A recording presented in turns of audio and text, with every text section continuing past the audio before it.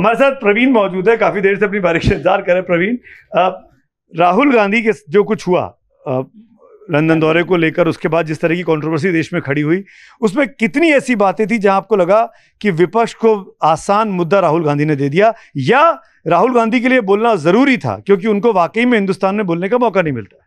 देखिए, विनोद जी ने एक बड़ी अच्छी शुरुआत की थी। उन्होंने शुरुआत में ही कहा था कि अगर मुझे डिफेंड करना होता है या मुझे काउंटर करना होता है तो मैं किसी से कंपेयर नहीं करता। एंड मैं उस बात के साथ में हूँ। बहुत वरिष्ठ पत्रकार हैं और बिल्कुल ठीक बात उन्होंने कही कि कंपैरिजन की ज़रूरत नहीं है। हाँ, ये बात ज़रूर है कि राहुल गांधी विमर्श का केंद्र हैं। आज आप डिस्कशन कर रहे हैं, तमाम पैनलिस्ट जो हैं राहुल गांधी के विषय में चर्चा कर रहे हैं, उनके बौद्धिक स्तर और तमाम चीज़ों को लेकर बहुत बातें होती है। ऐसा नहीं कि उसके बाद में फिर बीजेपी के हमले नहीं हुए, किरण रिजिजू साहब का ट्वीट आया और सारी बातें आई। तो इसका मतलब कहीं ना कहीं ये है कि राहुल गांधी जो कुछ कह रहे हैं वो नोटिस हो रहा है, पहली चीज़।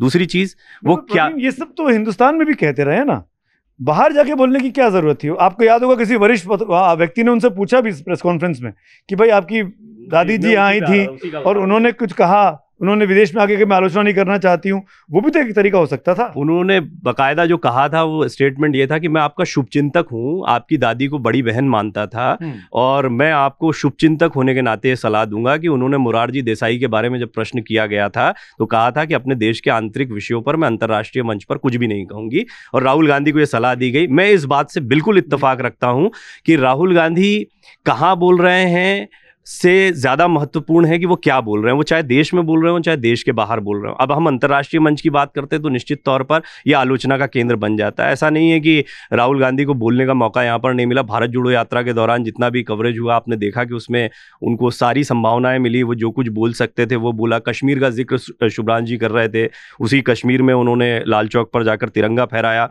बीजेपी ने उसको भी अपनी उपलब्धि के तौर पर रखा और ये बताया कि आज ये स्थिति है कि वो लाल चौक में जाकर तिरंगा फहरा सकते हैं। तो कश्मीर का क्योंकि मुद्दा उठा था तो मैंने इस बात को भी इसमें जोड़ दिया।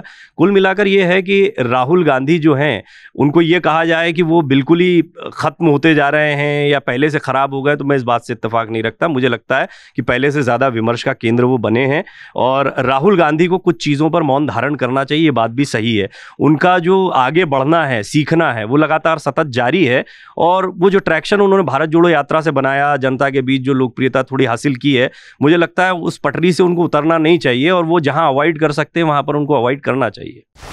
डाउनलोड करें अमर उजाला ऐप और पाएं खबरें लगातार। अगर आप ये वीडियो YouTube पर देख रहे हैं तो हमारे चैनल को सब्सक्राइब करें और बेल आइकन को दबाना ना भूलें। अगर आप Facebook पर ये वीडियो देख रहे हैं तो हमारे पेज को लाइक करें। डाउनलोड करें अमर उजाला ऐप और पाएं खबरें लगातार।